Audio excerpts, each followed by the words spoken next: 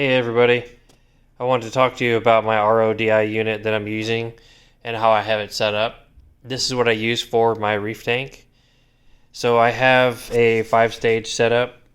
I'm using a sediment filter, a carbon filter, a secondary carbon filter, then the membrane, and then the DI.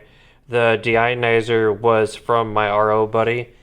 And luckily they make them so they're refillable, and this canister is brand new. I actually just bought this a couple weeks ago because I accidentally dropped my other one and broke it, but luckily they're only 20 bucks.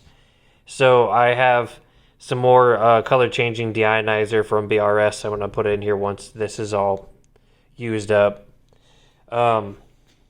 This filter brings down my water from about 120 down to 0, and I expect it to give me TDS 0 for at least another 6 months and maybe longer, just kind of based on how well my RO buddy did, which I could usually get about 6 months, sometimes 7. Although now with my new reef being twice as big as the other one, I use a lot more water due to evaporation daily. But yeah, it does great. I got great water pressure to it. I don't have to use a booster pump. And it does really good.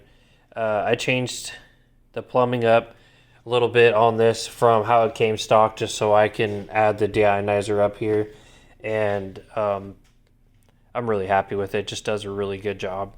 Right now I'm using this 20-gallon tall old fish tank that I've had for like 8 years, and I've been using this to hold my DI water for like 4 years, basically since I started reefing. I've been using this tank and it works great. I just have like a foam pad on top that I use to help keep the dust out and also let the water breathe so it doesn't mold, or if it wants to evaporate, it can evaporate a little bit. Not that it gets very warm in the garage, but there's a small amount of evaporation. I usually fill it every couple weeks or so on average. On the weeks that I do my water changes, I'll use about 10 gallons in here, and then usually the other 8 to 10 gallons or so lasts me quite a while. Another week and a half or so. I use about a gallon of RODI water just for evaporation a day. On the warmer days, I'll use a little bit more. But this unit makes water pretty fast. Usually I'll have it full in like, 7 hours or so, give or take. I've never really timed it, but I turn it on in the morning on the days that it gets really low. Usually, like if it's down here, if there's only a couple gallons left or so, I'll turn it on and let it run for the day, and turn it on in the late afternoon, and good to go for another couple weeks. So it's a really good unit.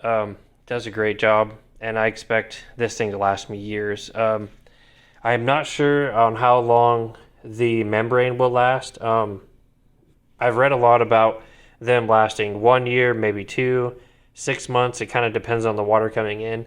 I'm really hoping that having this extra carbon filter will give my membrane a longer lifespan. Also, keeping really good track of the sediment filter and making sure to change that out as soon as it needs to be changed.